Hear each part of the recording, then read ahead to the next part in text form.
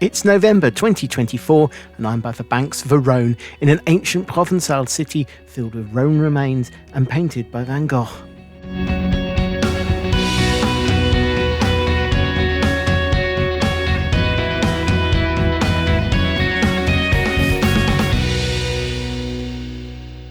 The southernmost city on the Rhône, today just 30 miles from its mouth in the Mediterranean, but in history even closer as sediment has widened and extended the delta at the mouth of the river.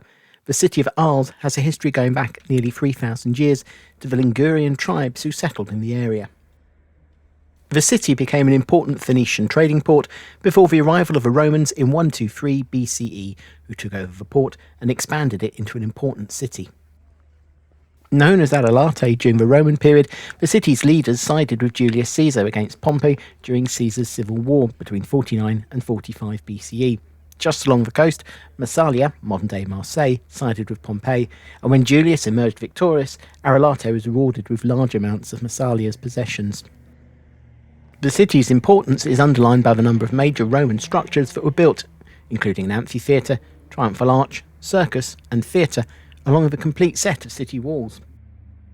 Arlaten reached the peak of its influence during the 4th and 5th centuries, when Roman emperors frequently used the city as their headquarters during military campaigns.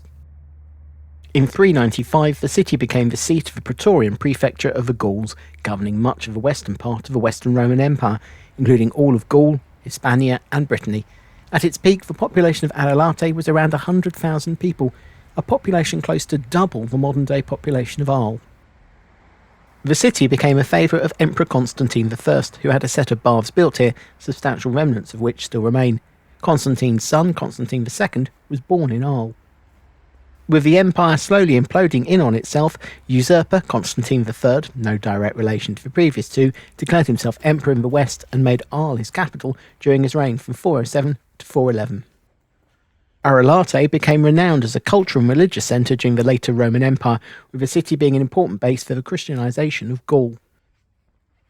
The city's bishop seat was held by a series of clerics who would go on to be sainted, starting with Saint Prometheus, who served as bishop around 225, and for whom the city's cathedral is now named after. After a period under rule by the Andalusian Moors, the city came under royal protection under Louis the Pious in 829. In 855, the city was made capital of the Kingdom of Burgundy. Throughout the Middle Ages, the fortunes of Arles waxed and waned, though always reducing in size. By the end of the 11th century, the amphitheatre had been converted into a fortress, with watchtowers built onto the structure and a small walled city created inside it. The city bounced back, regaining political and economic prominence in the late 12th century, when the Holy Roman Emperor, Frederick Barbarossa, travelling there in 1178 for his coronation. Around the same time, the city became a free city, a status it retained until the French Revolution in 1789. In 1239, the city joined the Countship of Provence, but its prominence and importance was once again eclipsed by Marseille, and it faded into the background. The city remained economically important as a major port on the Rhône up until the coming of the railways in the 19th century, which slowly killed off the river trade and reduced the importance of the city even further. As a now quiet but picturesque city dotted with 2,000 years' worth of ruins, it became a destination for 19th century landscape painters, with Vincent van Gogh becoming perhaps the city's most famous resident of the time. Drawn by the landscapes, he painted many of his most famous works while in Arles, including The Night Café, The Yellow Room, Starry Night over the Rhône, and his Sunflowers series. Sadly, Van Gogh's mental health deteriorated whilst he was in Arles, culminating in his severing his own ear in December 1888. The following year, he left the city to stay at the St. Paul Asylum in nearby Saint-Rémy-de-Provence. The city was badly damaged by bombing raids in 1944, with Allies targeting the districts around the bridge and railway station. Industrial job cuts in the 1980s hit the city hard, at which point the city pivoted from manufacturing to services and focused on becoming a cultural destination, with a combination of a Roman history and the Van Gogh connection becoming a key draw for tourists, bolstered by the rise in river cruising on the Rhône, returning the city to its role as an important port, even if the cargo is now self-loading. At the heart of the modern city of Arles is the Place de la République, home to the Hôtel de Ville, cathedral and the Roman obelisk. The obelisk was originally erected in the centre of the spinner of the Roman circus, and was abandoned along the circus in the 6th century, after which it fell down and was broken into 2 parts. It was rediscovered in the 14th century and moved to its current position in March 1676. The fountain and sculptures were added during the 19th century. The eastern side of the square is dominated by the ecclesiastical buildings of the Archbishop's Palace and the Cathédrale Saint-Trophime d'Arles.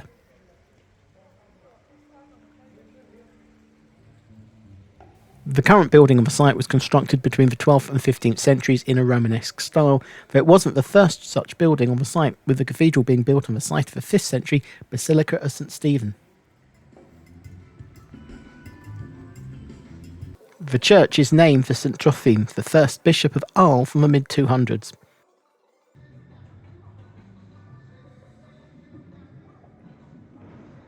In 1801, the bishopric was moved from Arles to Aix-en-Provence, at which point the cathedral was technically downgraded to a simple parish church, though it retained its name.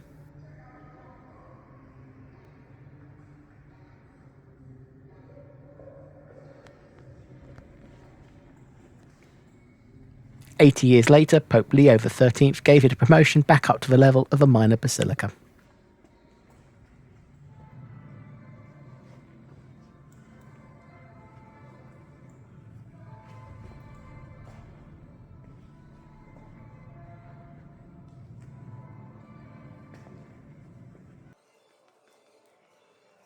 Heading round from the church and through the doors of the Archbishop's Palace, you reach the Archbishop's Courtyard, and from there access up into the cloister.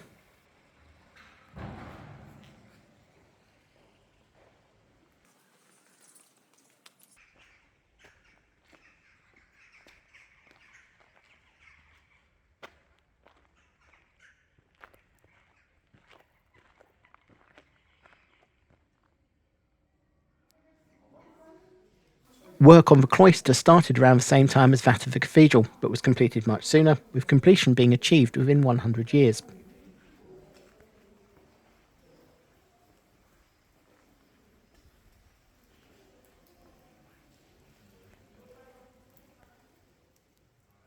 The cloister was for the use of the canons, the priests who attended the bishop and managed the church estate. The canons were required to live like monks with a common dormitory, refectory and cloister within the cathedral enclosure, separated from the rest of the city by walls.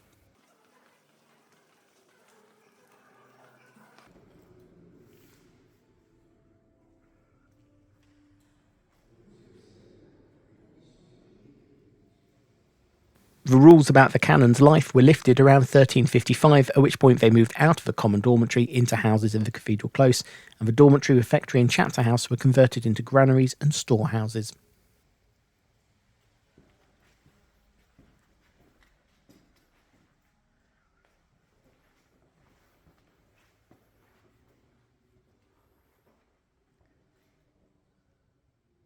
From the northeastern corner of the cloister, you can climb the stairs to the upper level, where you can walk along the roof of the cloister, taking the views of the cathedral tower, as well as looking down into the centre of the cloister.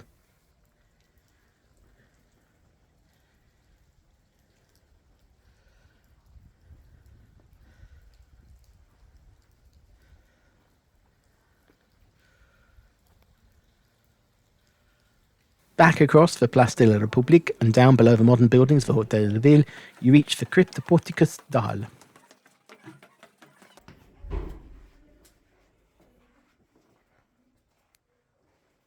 These are the ancient foundations for the Roman Forum. In other cities, the Cryptoportiques would have been used as granaries or as a storage location for other goods, but the evidence from the site in Arles is that they've always been too damp to be used as a store for goods, or more likely used as barracks for public slaves.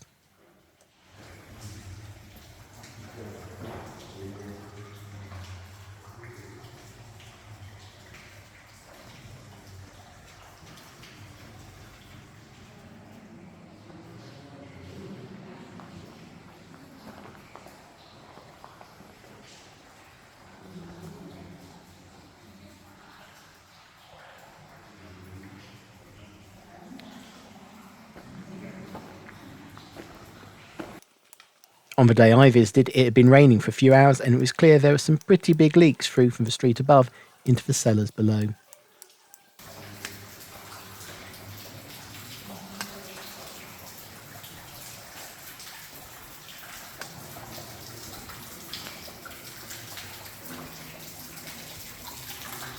The Cryptoportiques d'Arles are some of the largest discovered, having originally been built around the 3rd century BC to compensate for the slope of the hill so that the forum would rest on a level surface.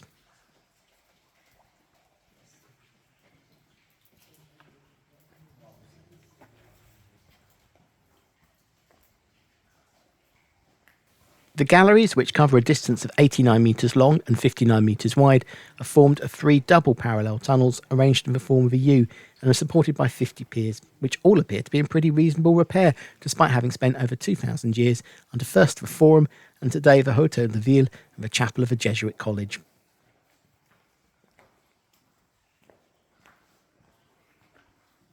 The southern gallery is dug into the rock of a hill, whilst the end of the northern gallery would have ended in open air. The hill that the Cryptoporticus was built to flatten out for the Forum is also home to 2 other major Roman structures, the ancient theatre and the arena. The theatre was constructed during the 1st century BCE, during the reign of Emperor Augustus and shortly after the founding of the colony. It's believed work commenced sometime between 40 and 30 BCE, with the theatre completed around 12 BCE, making it one of the earliest stone theatres in the Roman world.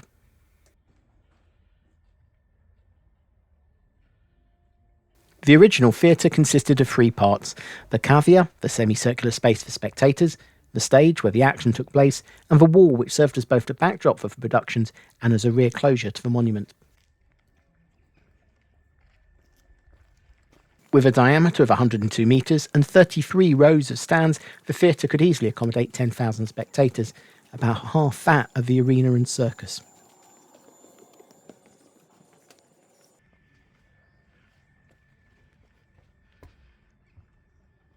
The theatre was in use for the whole of the Roman period in Arles, but by the beginning of the 5th century the church was becoming more opposed to pagan actors and shows, and used the theatre as a useful quarry for construction of the original Basilica of St. Stephen.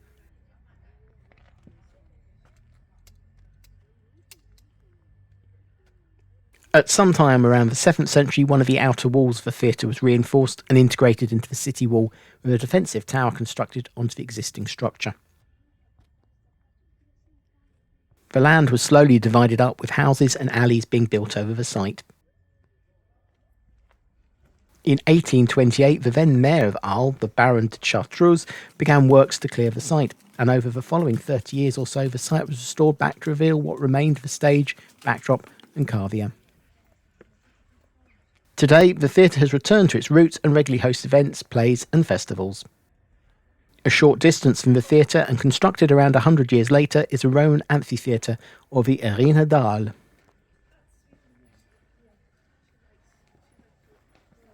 Building work on the arena took place between about 80 and 90 on the orders of Emperor Domitian as part of the expansion of the city that was taking place at the time.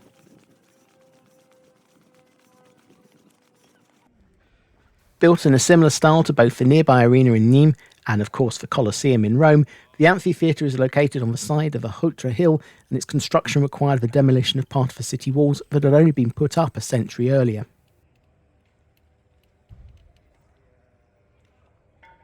Due to the slope of the hill, the front of the arena is raised high above the surrounding buildings, whilst the rear of the arena is below the level of the surrounding roads and buildings. Unlike the Colosseum, the whole outer structure of the arena has survived, with the 2 layers of arcades wrapping around the full structure, though much of the internal structure of the building has been lost or compromised over time. At its peak, the arena could accommodate 25,000 spectators and was in use well into the start of the 6th century, with evidence that in 539, Charles, King of Paris, came to Arles and wanted a series of Roman games, including gladiator fights, to be renewed in his presence. However, by the end of the century, the realities of insecurity and invasion in the region had turned the area from a centre of entertainment to a fortified town, with defensive towers built on the outer walls and a settlement of over 200 dwellings located inside the walls, effectively retreating the population of Arles into the one structure. The arena continued to be a residential settlement into the 19th century, but under Mayor Baron de Chartreuse, predating his works on the theatre, works were undertaken to clear out the settlements and return the arena to how it would have looked during the Roman period. The arena reopened in 1830 and became home to bullfighting and, in more recent times, gladiatorial reenactments.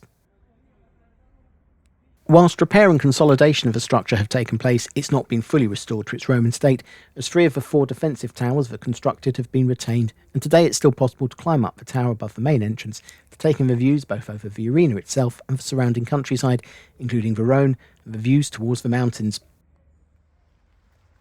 Hidden away to the southeast of the city centre, on what would have once been the main Roman road out of Arelate, heading towards the Eternal City, is the Alyscamps.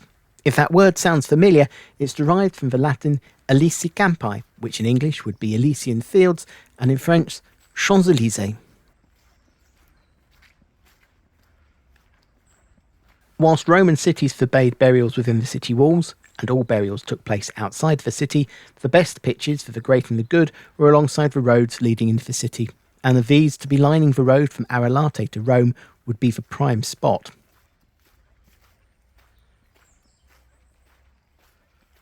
The necropolis continued to be used long after the collapse of the Roman Empire, with burials taking place over 1500 years.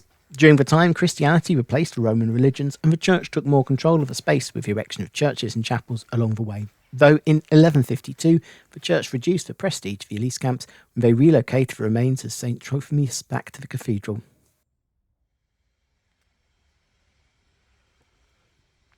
It was only really with the arrival of the Renaissance that the necropolis lost its importance, with the city councillors giving sarcophagi away as gifts and locals looting the stone for building material, with further damage caused by the arrival of first the canals and then the railways.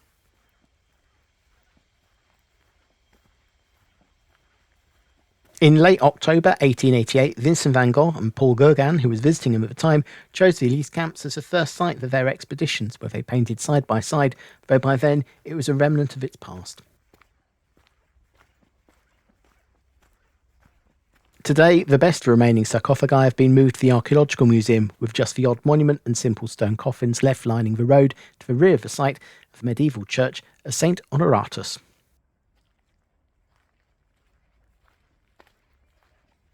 The first version of the church was built by monks of St. Victor of Marseille on top of a pre-existing crypt at some point in the 11th century. At the time, the monks were located in the Alyscamps, as it was being treated respectfully as the final resting place for centuries' worth of Arles dead. Though over the time, the risks of being outside the protection of the city walls led to the monks abandoning the site and relocating back inside the city. Within a century of the initial church being built, it was rebuilt on the old foundations, and after being abandoned by the monks, was remodelled again in the 16th century into its current form. The full church was never completed, as is shown in just curtain walls in some places. In addition, the building was partially abandoned, so, in conjunction with a long walk through the necropolis to get to it, has a very creepy feel to it, not helped by the overly impressive build of the church itself, with a large dome over the nave with a crypt immediately underneath.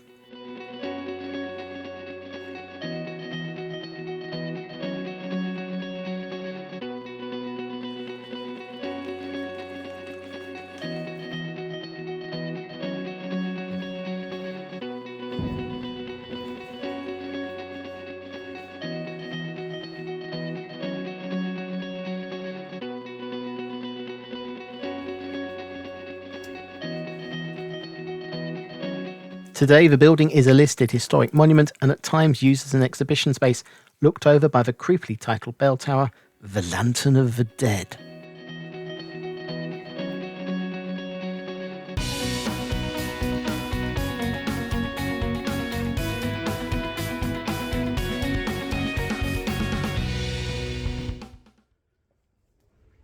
Back very much into the land of the living and leaping back to the 4th century to the baths that Constantine I had built for the city.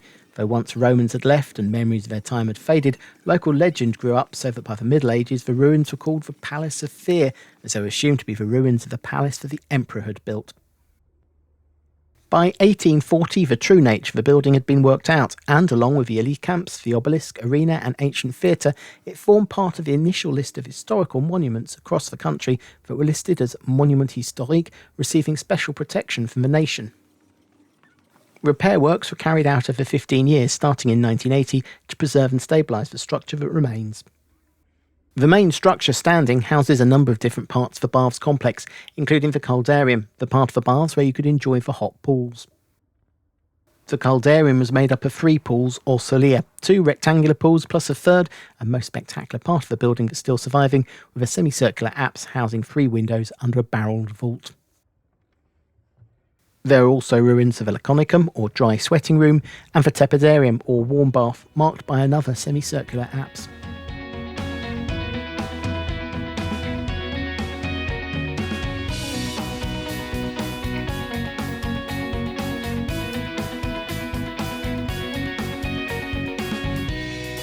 You can walk around much of the site, taking in the structure of the building and how it was heated, from the furnaces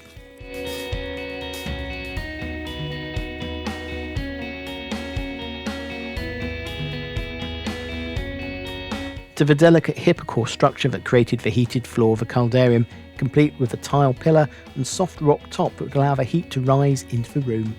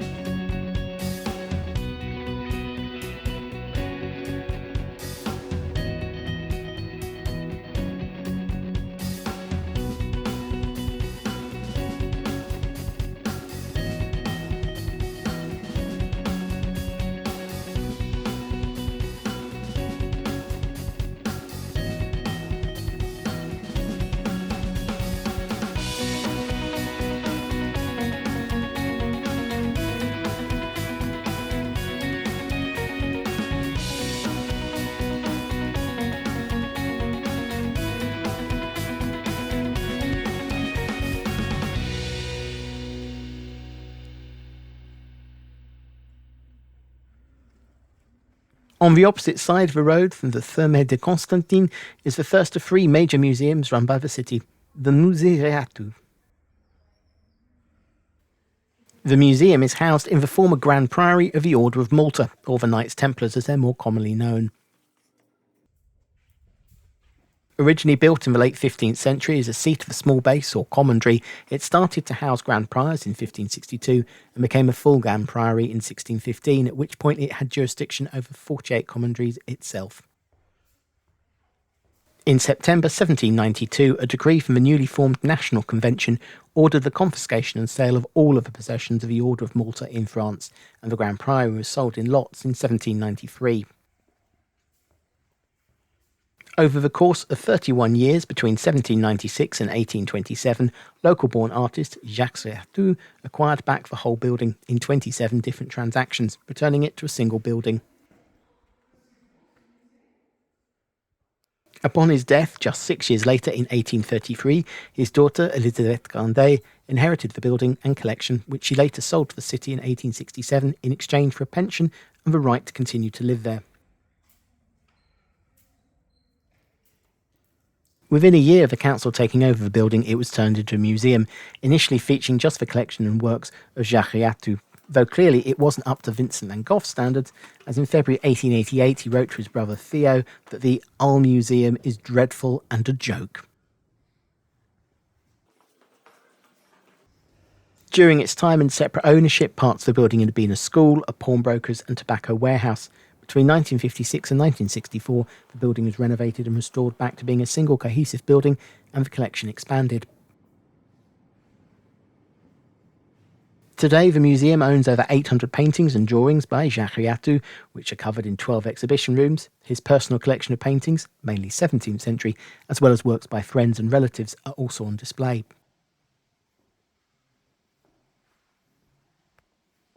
There are also modern art and photography collections, and perhaps the most important of the museum's collection are works by Picasso, who spent some time in the city, adding to the roster of Van Gogh and Gauguin of artists who've stayed in Arles.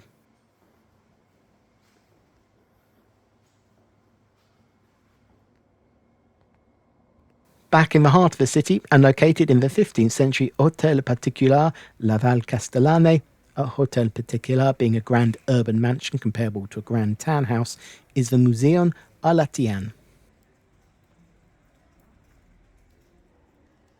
In comparison to the building, the courtyard contains something much older, parts of a Roman forum, including the exedra, a large curved recess and platform which form part of the side structures of the forum. The museum was originally opened in 1899 by Provençal poet Frédéric Mistal to exhibit statues from antiquity that he'd found on the grounds of the house. From that starting point, he expanded the collection to become a museum dedicated to the ethnography of Provence.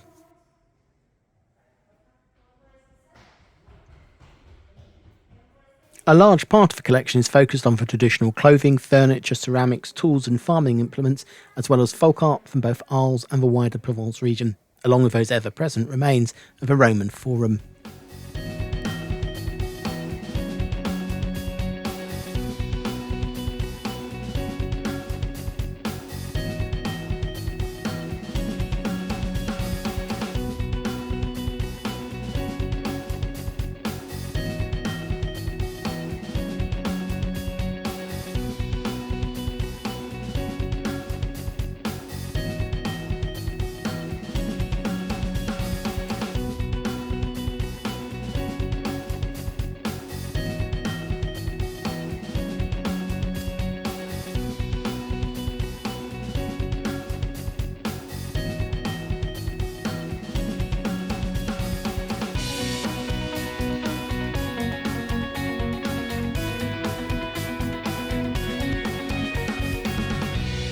At the start of the 21st century, the adjoining Jesuit chapel was acquired and major renovation works rebuilt the inside of the buildings to create a modern connection between the different parts of the building, while showing off more of the forum ruins.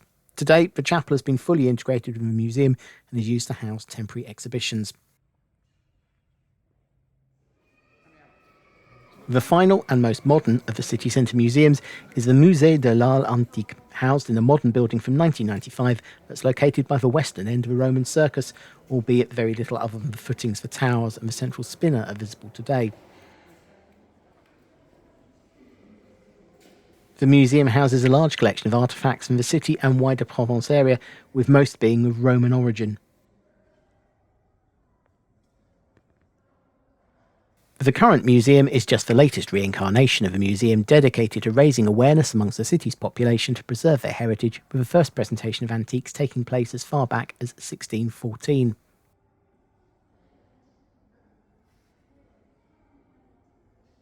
The entrance hall of the Hôtel de Ville served as an exhibition space during the 18th century before collections were brought together next door in the St. Anne Church in 1826, which had been deconsecrated following the French Revolution.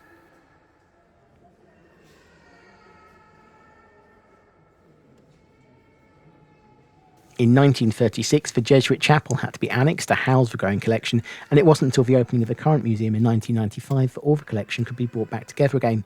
That's the same Jesuit chapel that's now part of the Museon Arlaten.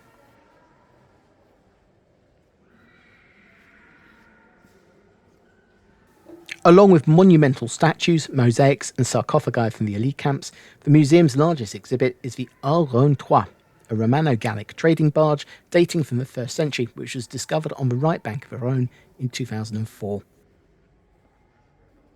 The ship was discovered at the site of a port dump along with fragments of amphorae and ceramics. Following years of preparation work, the ship was fully excavated and recovered in 2011, before spending 2 years being treated with polyethylene glycol to drive out all the water from the wood and preserve it. The barge is 31 metres long, 2.9 metres wide, 1.09 metres high, and an estimated empty weight of nearly 8 tonnes. It's accompanied by a 3.7 metre high mast, which at the time of its sinking wasn't erected, so was also preserved under the cargo. A wooden rudder, 7.2 metres long, and carved from a single piece of oak, was found 150 metres from the wreck, and carbon dating allows it to be linked to the ship. An extension to the 1995 museum building was opened in 2013 to house the display of the ship. Along with the collections of artefacts, and so many amphora, the museum is also home to detailed models of the different archaeological remains dotted around the city. The Arena d'Arles is shown in construction, but also of its canvas cover that would have been used to shelter spectators against the scalding Mediterranean sun. The Théâtre Antique d'Arles is shown at its full construction, showing how the long-since-lost back wall would have enclosed the space. The forum model includes the curved exedra that now sits in the Museon Arlaten courtyard and some of the arches of the Cryptoportiques.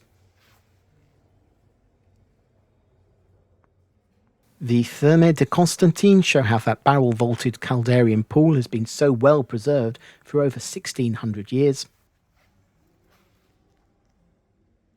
And the Cirque romain d'Arles shows how spectacular the building would have looked in its heyday.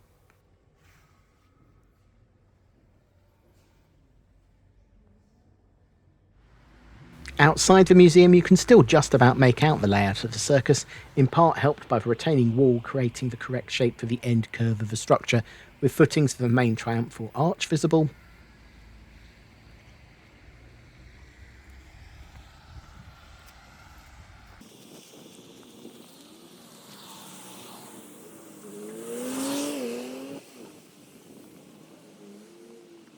And across the road, you can still make out the remains of the other towers and the central spinner.